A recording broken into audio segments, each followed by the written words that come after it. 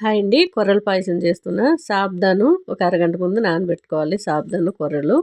సాబుదాను 1 కప్పుకి 2 కప్పులు వాటరు. కొర్రలకి 1 కప్పుకి 3 కప్పులు వాటర్ తీసుకున్నాను.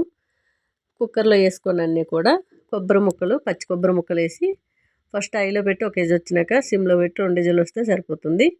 కిందకి దించినాక చల్లగైన తర్వాత మూత ఓపెన్ చేసి బాగా కలుపుకొని మళ్ళీ స్టవ్ మీద పెట్టుకొని బెల్లం కరిగించి వేసుకోవాలి. చెత్త లేకుండా వడగట్టుకోవాలి. చాలా టేస్ట్గా ఉంటుందండి.